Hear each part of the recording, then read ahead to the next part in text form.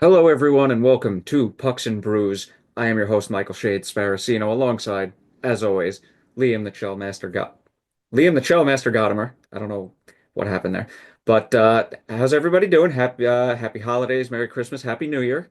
Liam, how are you? I'm doing well. Thanks for the introduction, Shades. No, holidays went well. Hope the same for you.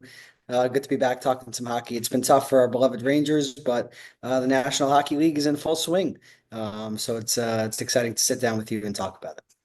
Yeah, tough is easy. Yeah, soft word. We'll get into it Well, more later. But we'll get there. Lengthy speaking discussion. speaking of a former Ranger, Kevin Shattenkirk retired.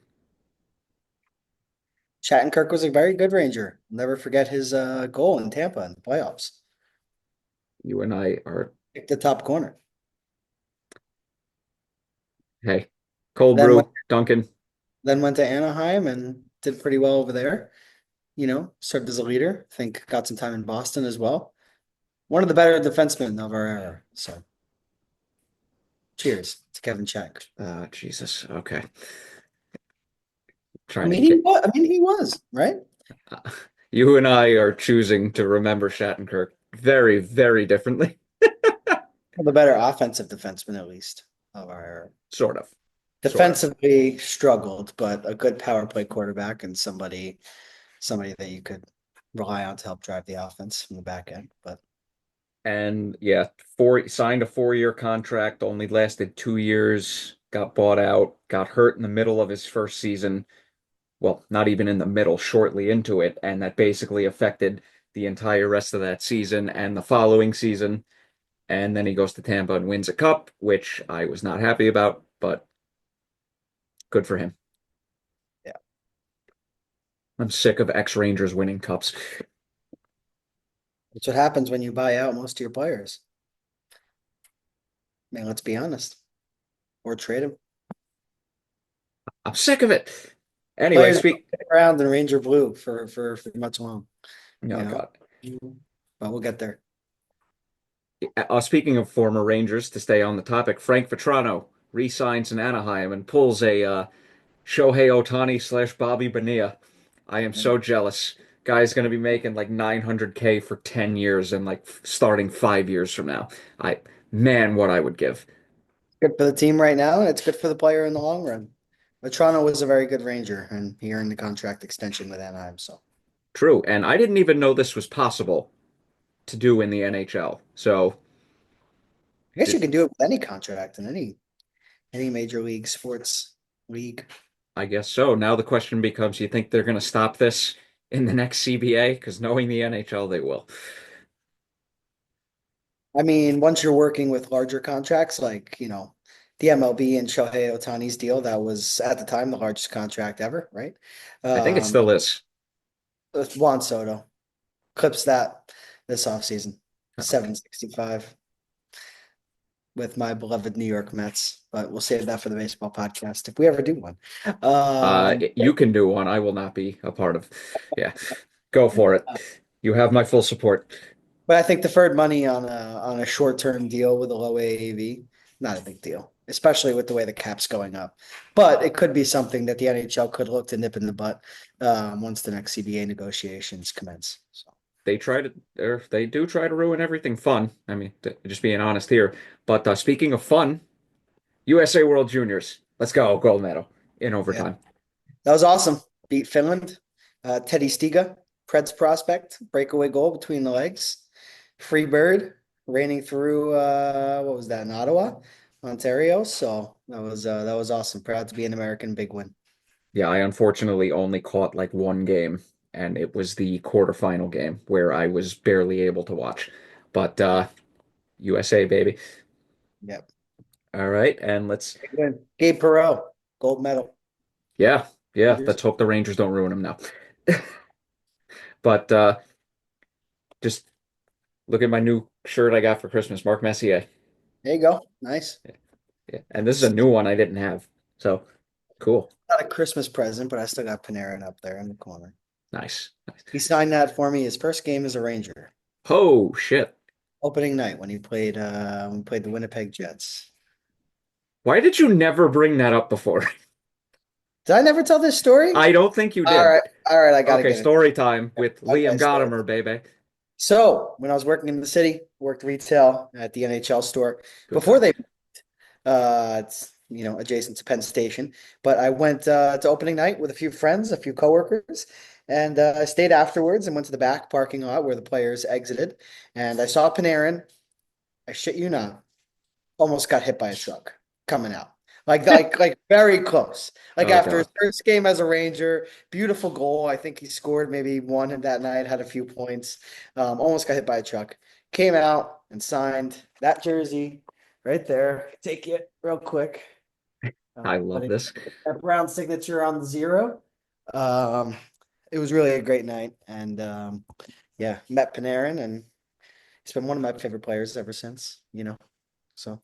Almost got him killed, met him, got his autograph. What a night. I didn't get him killed. He was walking out of the back parking lot, coming to the fans, and we all yelled at him. We were like, Artemi, we were like, get out of the way. Luckily he stopped his pace in time and he was able to be all right and come sign some autographs. So got a few signatures as well that night. Tony D'Angelo, I believe. So, a couple other guys. Kakko may have signed too. So Nice, nice. I almost got hit by a bike one time in Central Park running after a Lapras when Pokemon Go was still big. So that happened. wow, okay. There you go. Yeah. So with that, Very different stories, but yeah. two extremely different stories. But yeah, no money was involved. But with that, everybody please enjoy a drink of choice. I got my medium cold brew. Would have gotten a large, but I've already had a medium coffee and a homemade cappuccino today. So I don't want to be shaking for the next 4 hours. But I got water in a hydro flask. is that the oh wait, what happened to the dented one? I got rid of the dented one. Ah, We're now going with white. So all right. Well, cheers, buddy. yeah, cheers to you. All right, here we go. So, there's been a lot that's happened, but let's talk about the Cam Fowler trade. So he gets traded from the Blues to the Blues from the Anaheim Ducks in exchange for a fourth round pick and for a second round pick and Jeremy. This is a phenomenal last name. Yeah, Baya I Kabatuka. called this games in the ECHL. What? How do you Yeah, pronounce him? Biaka Batuka. That is an awesome name. Jeremy Biaka Batuka. I need to marvel at this name for a second because that is absolutely incredible. Biaka Batuka. God damn. 22-year-old right shot defenseman.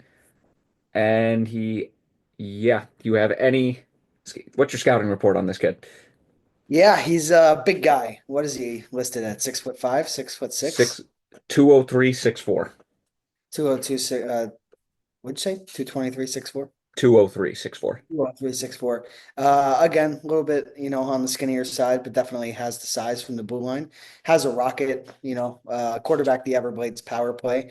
And yeah, saw some goals for the Everblades against the Gladiators on a few occasions earlier in the season due to Jeremy Biak. Good puck mover.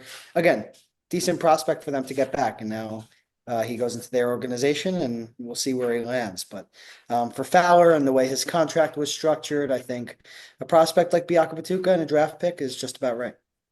Yeah, and Fowler comes in with a $4 million cap hit through next season while they have Nick Leddy on IR and Torrey Krug on long-term IR.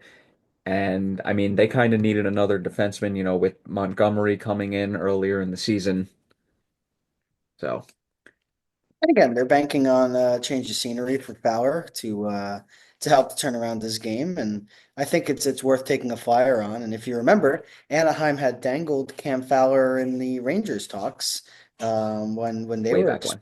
trade for Jacob Trouba, and it ended up being Euro Vakanainen, but still, this was a player in Fowler that they were looking to move on from for a while. Again, he spent 14 years in Anaheim, so probably not easy for the player or the team to part ways.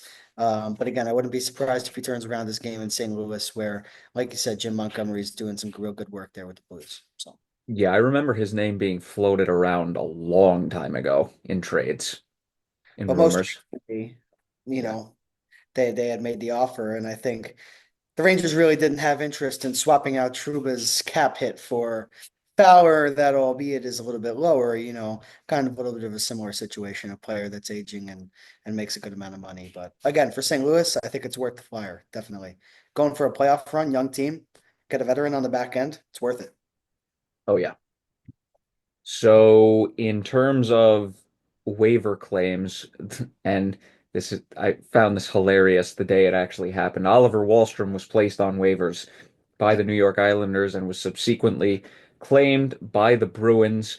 And man, that 2018 draft is not aging well, to be honest.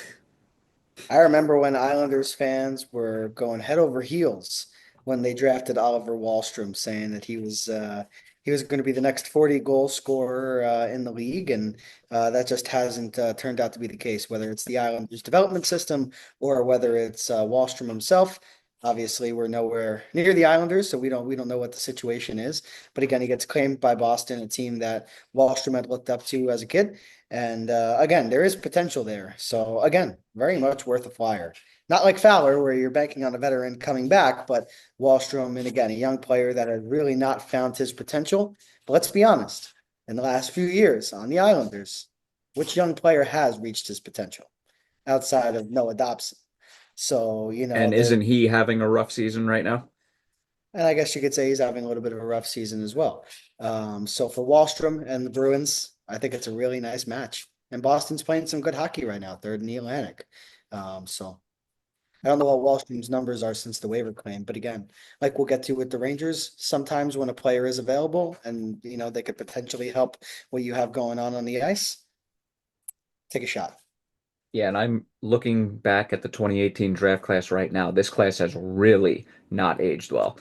I mean, you had Barrett Hayton and Philip Zadina and Adam Boquist, Vitaly Kravtsov go 4, 5, 6, excuse me, 5, 6, 8, and 9 respectively. Wahlstrom was put on waivers and claimed. Farabee's okay. Denisenko, Martin Kaut, Ty Smith, Liam Foudy, Jay O'Brien, Rasmus Kapari, Ryan Merkley, Keandre Miller. That was all 14 to 22. And the only two players worth mentioning, possibly three, are Miller, Kapari, and Joel Farabee. In the entire first round. Yeah, that was 14 to 22 right now. Because after this, the only Niels Lundqvist, RIP 28, another Rangers draft pick that didn't work out. Rasmus Sandin is now on the Capitals. Joe Veleno is basically a fourth liner. Although Alexeyev for the Capitals, Matthias I would Samuelson. argue Bernard Docker is pretty good for Ottawa. That's a nice sneaky pick at 26. Yeah. Dominic Bach was a highly touted prospect at one point. That hasn't worked out. Wow, this draft class, a lot more misses than hits looking back at it. I'll tell you though, you look at the top, the fact that Darlene, Svechnikov, Brady Tkachuk, and Quinn Hughes are all right there. That's a solid top end. Definitely the bottom 20 or so And then leaves there open. was Kotkaniemi at 3. Yikes. Kokaniemi at 3. How Who about is who Bouchard is no for longer on the Canadians. Yep, Bouchard's the steal of the draft here at 10. Red. Yes, yes, he was. We could go on for a Yep, while. but I didn't mean to harp on that. But Sabres. you're absolutely right. We don't need to. But in the end, do you think this works out for the Bruins? I mean, pointless in 7 games. Just looked it up. -1, 11 penalty minutes. So again, worth a shot. Is it going to work out for the Bruins? I don't know. But if you put anybody with Brad Marchand, And and some of and the Papa. top guys up front, and Pastrnak as well, it can lead to success. But right now for Wahlstrom, it really hasn't. But for me, the 2018 draft is close enough to where you could say maybe he can bounce back with a change of scenery. Yeah, maybe. But looking at But the players around them, like Kravtsov, not in the league, right? Denisenko, I don't think is in the league. Kaut is not in the league. Ty Smith is an AHL player, right? I mean, Dominic Bach, I don't even know yeah. but what he's up to. Even Kakaniemi at 3, bottom 6 forward with Carolina now. So Um, again, tough draft, like you said. Yeah, but oh well. That's all I'll say. Oh well.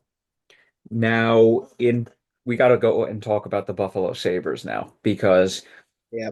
I mean they have since broken the losing streak, which reached 11 at one point. But the main thing I want to, you know, spot your focus on is they literally had a meeting, ownership did, with the coaching staff and upper management, ownership did. And they decided no changes were needed, which told me all I needed to know about this organization and how they are basically the New York Jets of the National Hockey League. Yeah, It's fitting that it's a New York team. it's been difficult for the Sabres without a doubt. I mean, gotta find their record here. Gotta scroll all the way to the bottom. 14, 21, 5, 33 points. I mean, they were a team that I was maybe had a thought that they would have a little bit of a turnaround this year and make a push for a playoff spot, in the wild card, and they didn't. And it seems like by your facial expressions, you did as well. They've played 40 games. They've played the third most amount of games of any team in the Atlantic Division, and they find themselves in last. Again, severely underachieved. And this comes in after bringing in Lindy Ruff as head coach after Don Granado didn't work out. Okay, you bring in Lindy, somebody who has experience. He hasn't won a whole ton of Stanley Cups, but he had success with Dallas Stars. Even with the Rangers and the Devils, he did kind of streamline them a little bit and help them throughout their rebuild. But for Buffalo, it just hasn't happened. And I will disagree with you though in this sense. I don't think trading players away is necessarily the answer here. What's the answer? You're in last place in the Atlantic Division and you're going to trade away Dylan Cousins, your best young player? Seriously? I didn't say that. Well, I mean, that's the player that's been floated around. I didn't You even know, know that. I mean, look at the roster right now. I mean, the roster is young. I mean, are you going to trade Alex Tuck? I mean, Tuck's the face of your franchise after you traded away Jack Eichel, who No, they was have a good young nucleus of, well, young to mid-aged good nucleus of players. I mean, they still have Tage Thompson who put up 50 goals either last year or the year before. You still got a 23-year-old Dylan Cousins. Alex Tuck is still a good forward, effective forward at 28 years old. Jordan Greenway has been okay for them, but he's on IR. I mean, you have center prospect in Ryan McLeod, who's 25. Jack Quinn maybe turns into something. Eh. But look at their back end. Darlene, Power, Byram, Yoki Haru. it's good. That's a good, nucleus of defensemen. And the main thing between the four defensemen I just mentioned, the oldest one is 25. Yeah, I think that's the thing to keep in mind here. This is a very young team. Tage Thompson, who's arguably leading the group in terms of goal scoring and points produced, 2 seasons removed from a 47 goal season and a 94-point campaign. Last year, he dropped from 94 points to 56 points in playing only 7 less games. This year, he's 33 points in 35 games. Okay, so maybe it's not Thompson. You bring in Zucker, he's your second leading scorer, right? Tuck, same thing. Like I just said, you traded away Eichel. He's the main piece that you got back. You need production, and you've gotten it. 28 points in 40 games, but still, Cousins 20 points in 40 games. I don't care. Dylan Cousins is going to be a really good player one day, and he is a good player. He's a very good two-way centerman. If he's dangled in a trade talk with the Rangers, I hope Chris Drury bites immediately. Yeah, Like Zach Benson, I give him really some like a manager. lot. They're just a young team, and they just need Devin Levi to take that leap from the AHL. Ukko-Pekka Luukkonen, I just don't know if he's the answer right now. I mean, 3.07 goals against average. I'm not saying that he's a bad goaltender, but what I'm saying is that the Sabres have run it out with him for the last few seasons, and it just hasn't worked out. Devin Levi is the guy. He's got to take that leap, and he hasn't done that yet. I just think they need a little bit more experience, and they need somebody to take over as the number one goaltender. I think Ruff can lead them to a playoff spot, but just right now, I mean, last in the Atlantic Division. And again, I say last in the Atlantic Division, that division's stacked.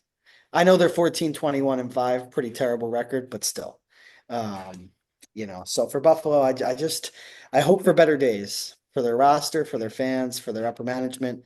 But for right now, it's just It just hasn't yielded success. But I like their roster a lot. They're just young. They're inexperienced. I don't know if you caught any of their games, but I watched their game a few nights ago against the Avalanche, and they had a lead in the third period, and they blew it with 6 seconds left, and then they Oh, went to that over, I saw. That and I then they did see. and then they lost. And like Which I was the second time they've blown at least a 3-goal lead against the Avalanche this season. exactly. And I sit back as a fan and I sit back as a broadcaster and I just say this is a talented team that just took a Stanley Cup contender to the limit, but they lost this game because they're inexperienced. And I think they are where they are in the standings because they're inexperienced. And the Eastern Conference right now is full of dogs.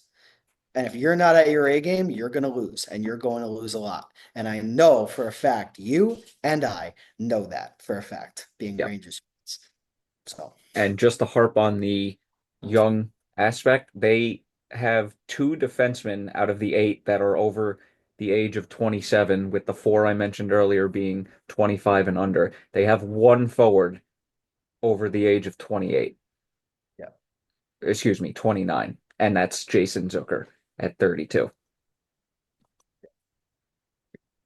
They gotta learn how to win, but I don't think, like with what you said earlier, I don't think they need to trade anybody away either. I think they need to bring somebody else in. They need a top guy. They need to go into free agency and bring in a big name, like the Rangers did in the 2019 offseason with Panarin. Yep, It changed the course of the franchise from where it was. They were a rebuilding team that had its moments, but you knew that they needed a star, and they got one. And albeit they've underachieved this year, they've had a track record of success in the last few seasons in the playoffs. yep. And I know for a fact Buffalo would love to just sniff a little bit of that. So True. It's true. Speaking of teams in bad situations and apparently individuals in bad situations, because my fucking internet just went out, the Vancouver Canucks have been having problems with Elias Pettersson and JT Miller, former Ranger. Now, couple things to note here. One, this problem between the two apparently dates back to Bruce Boudreau being the head coach over there. Miller also apparently had separate problems with both Bo Horvat and Luke Shen. And I just learned this a couple days ago. Apparently, there was a trade with Pittsburgh in talks, and Pittsburgh could not make it work cap wise. So Miller is still on the Canucks. Yep, that's pretty much what I have noted down. But really, the question is, does this situation get solved by one of them being traded, or are they going to try and ride this out with the two of them? I would be absolutely stunned if they traded Elias Pettersson. And you know what? If trading JT Miller was difficult because of the cap hit, well, trading Elias Pettersson's going to be difficult because of the cap hit. $11.5 million. I love myself some Elias Pettersson, Same. but I immediately think about the Rangers. I'm like, how are you going to be able to make that work? And maybe the Rangers could because of the amount of moves, sheer moves that they've made cap wise. But separate from that, when you are a contending team and you have an issue in the locker room between two of your top players, that's never good. And I just don't believe that the scenario shades that you surfaced about the Canucks retaining both players, I just do not think that that's feasible. I think one of them is going to get dealt. And you got to ask yourself, right? How much value does JT Miller have right now? Would a Mika Zibanejad for JT Miller swap make sense? You want to get Elias Pettersson happy? Well, pair him up with another Swede. Hmm. Rangers could use some bite. JT Miller brings some bite, former Ranger. Chris Drury, obviously a fan. You've had to think that he has called.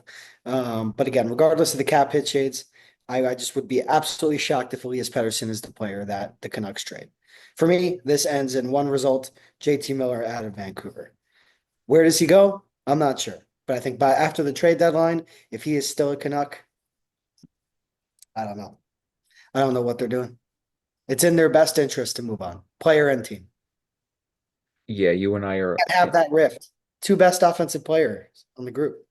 you know. And Bo Horvat, you have a problem with Bo Horvat, you know, like, and then the Canucks probably give JT Miller the benefit of the doubt, right?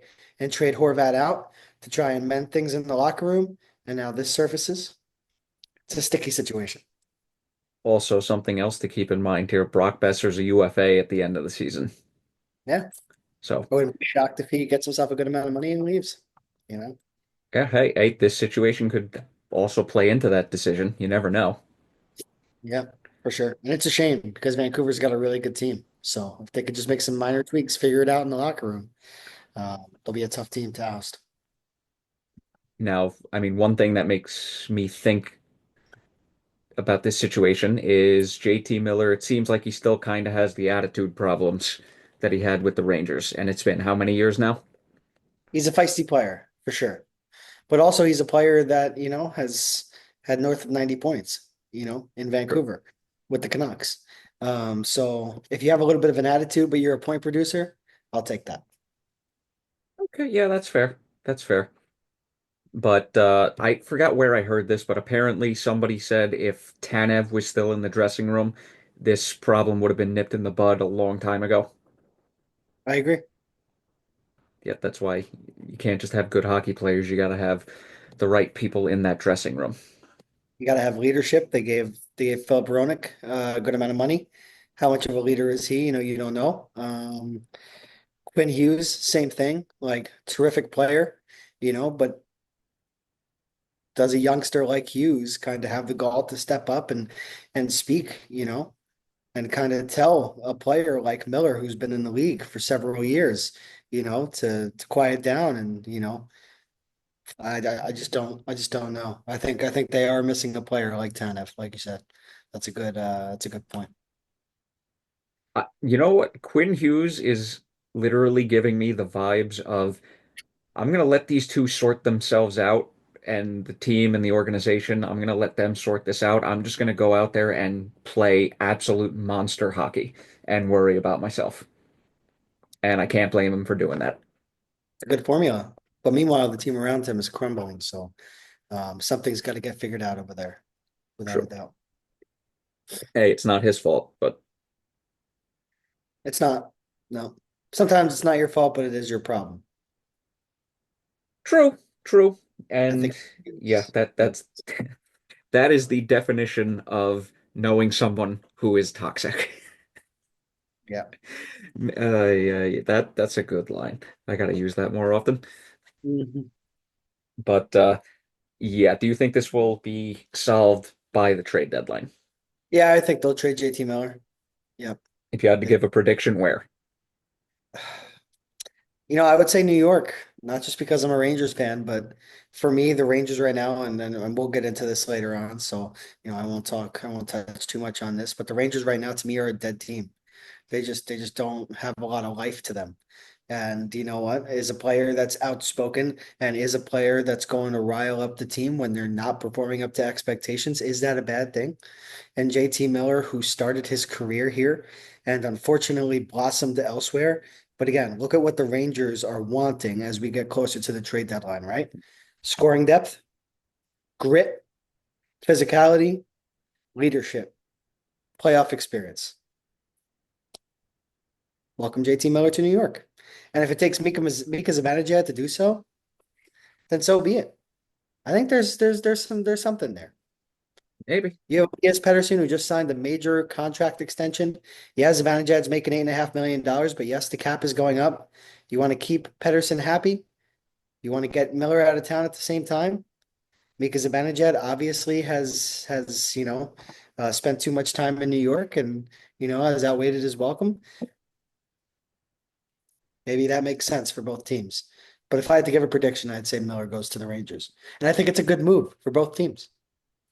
And I just can't wait until we get the JT Miller and Chris Kreider get into a fight story. Probably will be line mates together, so we'll see. Yeah, we'll see. I hope I didn't just will that into existence. Sorry, universe, for putting that out there. Yeah. But speaking of the Rangers, I mean, holy crap, do we have a lot to talk about? Because a lot has happened since the Jacob Trouba trade. One, it Yeah. looks like the team has just flat out given up.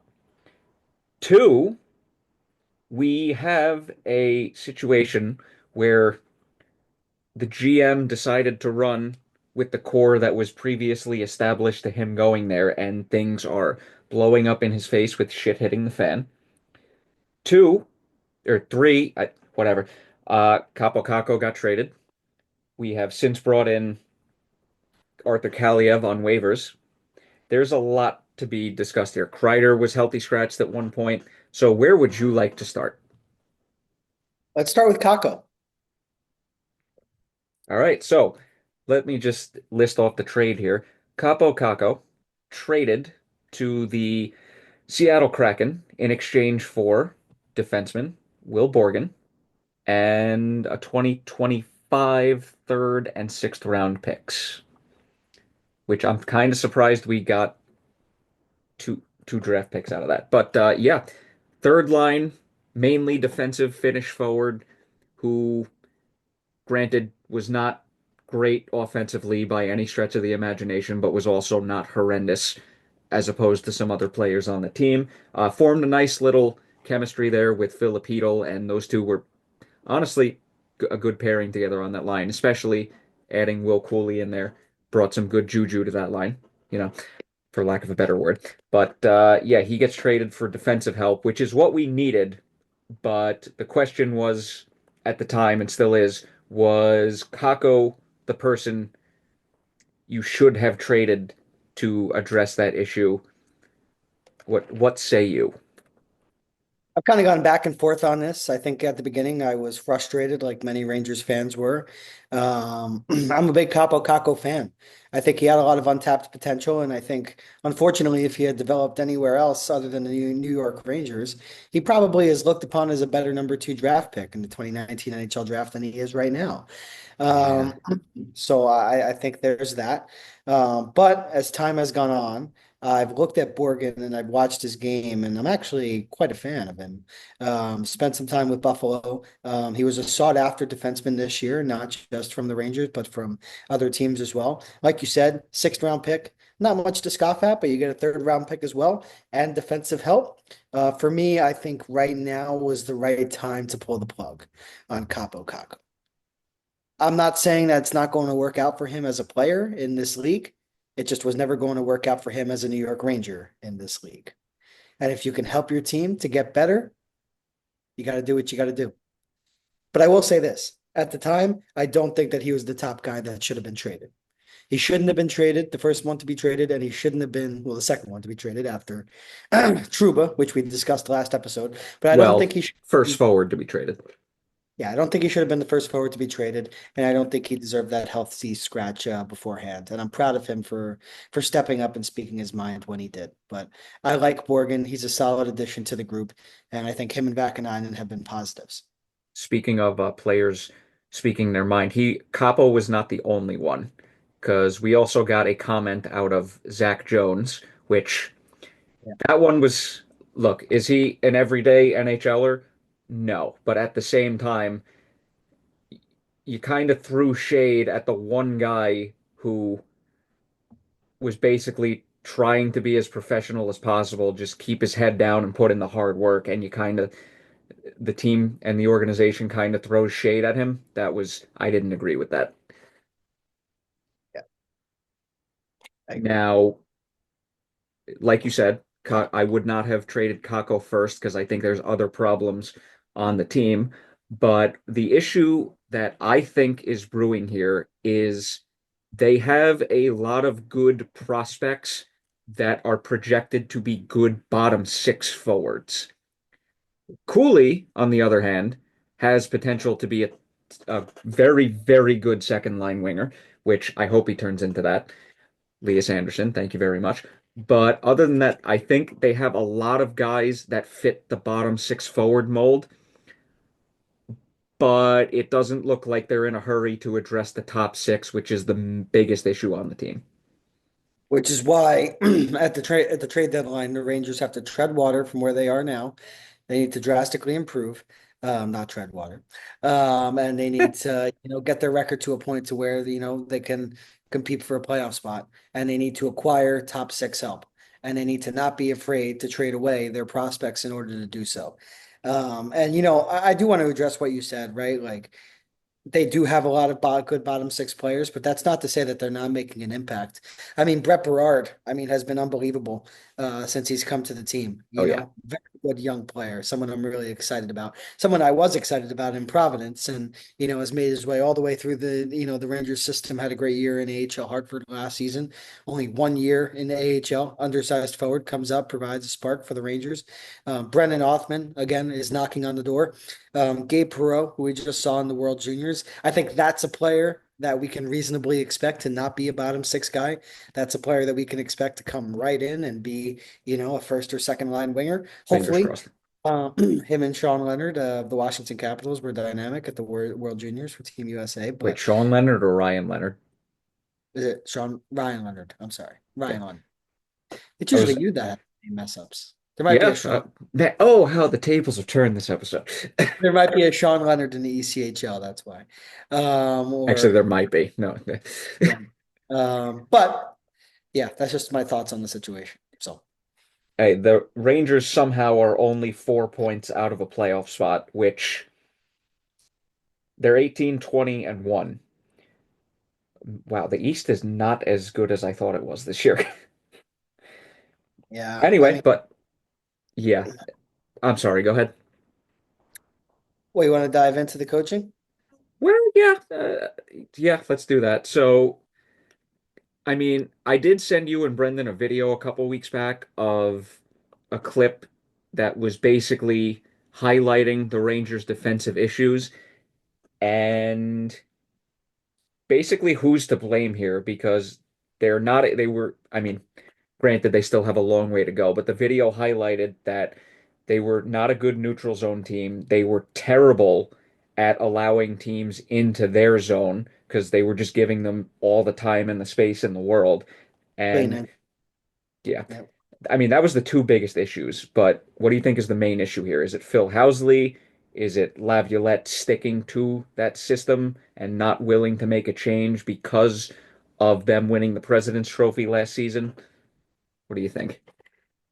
For the Rangers, I think it's a combination of a lot of things. I think early on it was personnel. I think once again, Truba's out, but once that happens, that's a veteran on the back end who's no longer with the group, and for your young guys on defense, like your Keandre Miller, like your Braden Schneiders, like your Zach Jones, maybe Jacob Truba wasn't performing well, but he provides a lot of, leadership and guidance to players still early in their pro careers or in their NHL careers. So I think losing him, yes, he wasn't a great player. Yes, he struggled a lot with the Rangers, but I think it hurt the defense in the long run. You bring in Euro Vakanainen, you bring in Will Borgen. Again, those are two new faces who have no idea the style that the Rangers play. And guess what? They were acquired and they were put right in amidst a time where the Rangers are not playing very good hockey. Yep. So for me, I take a lot of it with a grain of salt.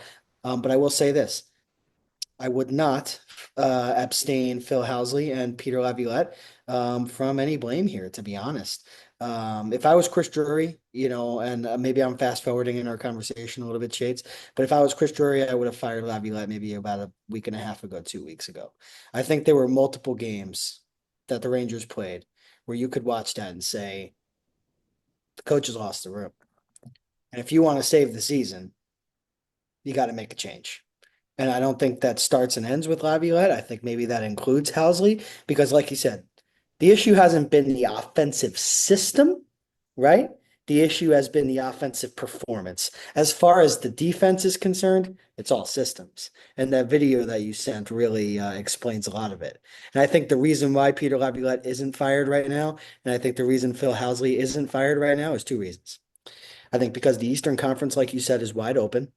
And I think also Chris Drury wants to maintain that look and that face as a GM because you don't want to fire Peter Laviolette 1 year or less than a year, right? After going to the Eastern Conference final and bowing out to the eventual Stanley Cup champions.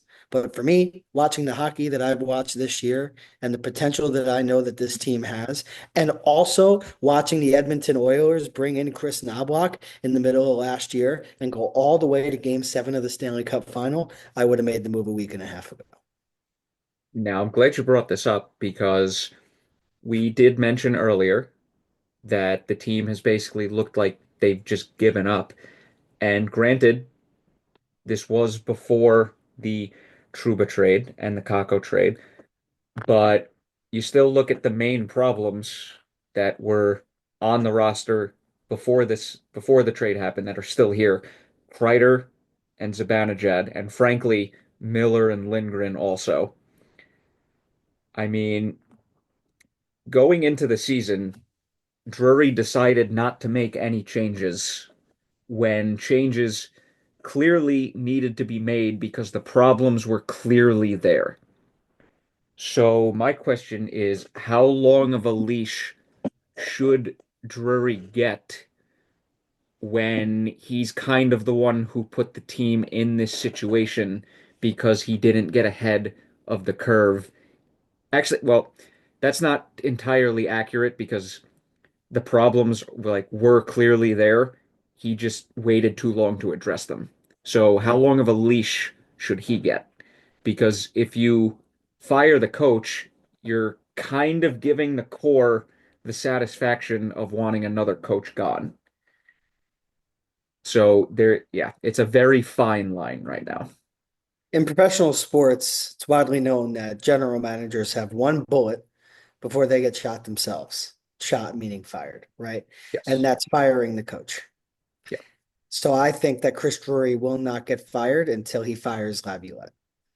I think if he fires Laviolette and they bring in a coach mid-season and the Rangers continue to struggle, I think by the end of the year, I think it's extremely feasible that James Dolan comes out and fires his general manager. But To uh I do not believe that Drury will get fired before Laviolette does. I don't think that'll happen. to interrupt you for a second, if that does end up happening and there is no spark, well, one, I think Drury would be gone at the end of the year because at that point, I mean, Right. you've come in and you're on your third coach. Well, in this hypothetical scenario, one would be only coaching half a season practically, but it's a sinking ship right now that he's trying to stop from sinking. And with the way things have been so far this season, he has a lot of work to do. Can can he do it? I mean, I have my doubts, but they I know have a lot more problems than appears on the surface. I know you have your doubts, and again, I totally understand them. And again, most of them, to be honest, are warranted. Um, I think the two moves that Chris Drury has made so far have been good ones. I think Borgen was a nice pickup from Seattle. And I think he, like I just said at the beginning of the episode, understood that Kakko is a good player that might work out somewhere else, but he was never, ever going to work out in New York. So if you trade him away, you get some draft capital back. Guess what? Will Cooley, second round pick, top line winger, second round pick. I know you acquire a Well, third. hopefully top I line know winger. he's turning into one. I know you acquire a third and a sixth, but again, you never know. You never know if the magic ping pong balls can go your way. I mean, not in that sense because first round pick, but again, like Nikita Kucherov, late round draft pick that blossomed into a star. You just never know who you're going to get. I And think, again, yeah, speaking defensive of that, board, I think Kucherov and Point were both second round picks. I think they might have been a little bit further back than that. Yeah, Sorry but to interrupt there. oh no, no worries. But yeah, so that's it's just where I'm at. So you get Borgen, right? You bring in Vakanainen. I mean, the fact that you get rid of Trouba and you get rid of the entire cap hit, now the Rangers are able to play at the trade deadline. Like JT Miller, that would be great. I think he's making $9.5 million, but you could look elsewhere. I think, wait, is it 9.5 or is it 8? If the Rangers moved out another contract, you probably could make Elias Pettersson work. You know, would you be willing to give up Keandre Miller, Braden Schneider, Brennan Othman, Adam Sikora, those types of prospects in order to make it happen? I don't know. But the Rangers, with the work that Drury has done for the cap, can go in any direction at the trade deadline. No piece is off the table. I know this sounds crazy. Well, yeah, I'm not going to say because it sounds really crazy. He just signed an Uh, extension. But again, Pittsburgh, things are a dumpster fire. You never know. well, I mean, Pittsburgh has Gene, been a Gene, dumpster fire for a Gene, little while. Gino, Sid, like Who knows? Yeah, I mean, So I I'll give guess. Drury credit there. He can make any move, At the same time, though, money to pl wise. to play devil's advocate here, if you look at all the moves that he's made as a GM, we're still searching for a top line right winger. All of his good trade deadline acquisitions left in free agency. There hasn't really been a long-term plan out, getting good players to come back after the deadline, like I just said. I don't know. It's kind of just like we're going in a freaking circle here of we're revisiting trying to get band-aid fixes at the trade deadline and not making any significant move long term when we're kind of restarting the process every year. Well, I think regardless of what happens, I think this trade deadline is going to determine Drury's fate. He's got to knock it out of the park. Rangers got to clips, get to a playoff berth, obviously, and see what they can do in the playoffs. And I think if they bow out even in the Eastern Conference Final, I think there's a long, hard look at Drury, and that could be the end for him. But so we'll see. So follow-up question to that.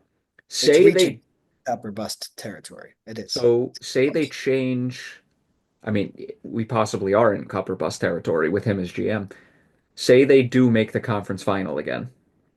Yeah. But the caveat is they played just as bad as they did last year. Because let's be honest, they had no business being in the conference final last year. Yeah, that was a 5-game series that somehow turned into a 6-game series. That's how I saw it. I'm surprised with the way we were playing that we swept Washington. Yeah, yeah. Well, Carberry's come back. And Carolina doesn't have a goalie. That's why we beat them. Yeah, I would still say Drury's probably out at that point. Yeah. Because at some point you have to say, okay, we're making it far, but we're making it far based on luck and not based on what's been built and the skill and the hard work that's there. Because that's frankly, that wasn't the case last year at all. Igor went God mode and was keeping us in games long enough for us to win them. This year hasn't been that. It's dried out. Magic has dried out a little bit. So Yeah, hey, that's what happens when you wait too long to start addressing issues. Same thing could be said about the Penguins. Haven't won a playoff series since 2018, and they refuse to make changes. And look where the sink is going. It's going down, down, down. I was almost about to quote Fallout Boy. Thank God I didn't. And then you look at the Capitals, things were going down, down, down, down, down, and all of a sudden they have two off seasons where they make a bunch of good moves, they right the ship a little bit, and all of a sudden they look like they're on their way back up again. yep, yep. Can Chris Drury do that? That's the real question. And I don't know if he can. Time will tell. Time will tell. So let's make a prediction here. Does is Chris Drury back as GM next season? I say no. Is Peter Laviolette back next season? No. Interesting. All right. I So you're think go James doesn't really have the patience. which is strange because he didn't have the patience to wait 3 years the second they enter a full rebuild, and most of the time those things take minimum 5, 6 years in hockey if done correctly, because the NHL is not the NFL where you can legitimately turn around a team in a 2 year span. But we'll see, because again, he's going to have to make all the right moves, and I don't know if he can do that. Easier said than done for sure. Oh, absolutely. But with the moves he's made, it's suspect to trust him to be the one to right the ship.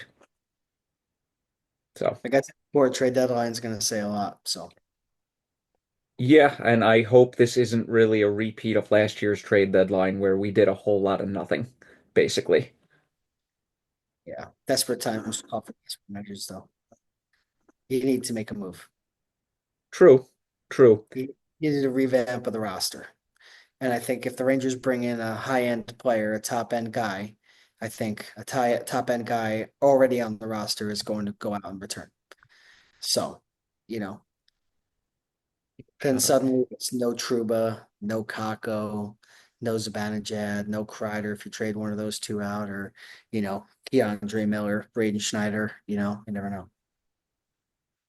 just for the record, just in case my mic picked that up, I was not telling you to shut up. I was telling people who were texting me to shut up. Didn't pick it up. Good. Well, yeah, no, because my phone vibrated like 7 times. But yeah, good talk, Liam. Good talk. Surprised we covered all of that in less than an hour. That's pretty good for us. I know. Yeah, that is pretty good. Yeah, unlike our off season where we went 2.5 hours. That's my bad. Yeah. Never So again, I promise. we're seasoned vets now. We're in the middle of the season. Yeah. Speaking of seasoned vets, I, the Jets ownership is seasoned veterans, and yet they are just awful. Yeah. See who they bring in as next head coach. Yeah, I mean, hey, they interviewed Mike Vrabel, so fingers Rex Ryan. crossed. As much as I would love that, I don't see it. But hey, man, dude, we're in a weird time. Jets are, I mean, Jets are spelled right. they just suck. Rangers. This is part of the outro if people haven't realized. Rangers struggling. Jets struggling. Mets get Soto over the Yankees. What a time. Yeah, WB crushing AW in the ratings. well, that doesn't matter anymore because both of them are on streaming services now. So Just kidding. that kind of defeats the whole purpose. I know. Remember when ratings would come out and you'd look at it and be like, oh, Yeah, and then you'd look at, oh, wrestling is down across the map. That's a shame. yeah, yeah. Yeah, just the sad reality, It's not the late 90s anymore. But yeah, He, yeah. Hopefully the Rangers turn this around. Hopefully the Jets hire the right people. I hope everybody enjoyed a drink of choice. I had my cold brew. This being a sports fan this season for New York teams sucks. another episode down. Yes, sir. Happy New Year, everybody. 2025. Promise we will not take a month to record again. Just bad scheduling, bad timing. Hockey guy over Seriously. here. Weekends are taken up. Yeah, I'm going to an escape room this weekend, so I know. Are you? Yeah, me and 4 or 5 friends are going to be yelling at each other for an hour straight, so that's going to be fun. Yeah, I gotta be honest. I'm not trying to poo-poo on your parade or anything. Never liked escape rooms. Just never was a fan.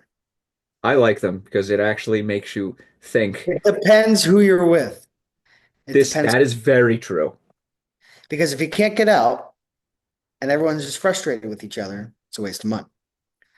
You know? Oh, I'm straight up telling the person as soon as we get there, it's just I'm gonna, sign the waiver and everything, check everybody in, and I'm just gonna be like, "Oh, you're gonna have a good time, trust me." To the person in charge of our room. You're gonna enjoy yourself. Oh my God, trust me. I know some of the people. I mean, we're gonna have like the one main person who's actually surprisingly really good at escape rooms not with us, but Yeah, he's gonna be replaced by the person who yells at everybody for no reason. So, th our room conductor is gonna get a good laugh. should be a lot of fun. Let me I know how hope it goes next episode. we'll do, and we're hitting up a German restaurant after that, so I'm happy. Ooh, bratwurst? Maybe some Wiener Schnitzel. What is Venus Schnitzel? I mean, I'm pretty sure it's a basically just a chicken cutlet that's delicious. Oh, okay. I may be mixing this up horribly, and you can clown me. How do you spell Venus Schnitzel? Uh, I'm pretty sure it's A W. Wiener Schnitzel is it's a veal. It's a pounded veal. Okay. It's not a chicken cutlet, but it's a veal cutlet. Okay, so I wasn't too far off. Okay. Yes. It's delicious though. A chicken cutlet is a Hahnchen Schnitzel. Okay, that's maybe what I had last time. Yeah. But hey, it's fucking delicious. So yeah, you know, have do an escape room, you know, have a little German food after. Gonna be a good time. Hopefully we pass the escape room and we win. That'll make dinner so much more fun. But that is it, everybody. Thank you for watching episode 68 of Pucks and Brews. Stay tuned for next episode. But I have been your host, Michael Shades Farasino, alongside, as always, Liam the Shellmaster Godimer, and we'll be back soon. Go Rangers. Turn it around, please. Go Jets make Rangers. the right hires, please. For the love of God, Woody, make the right hires. Okay, bye, everybody.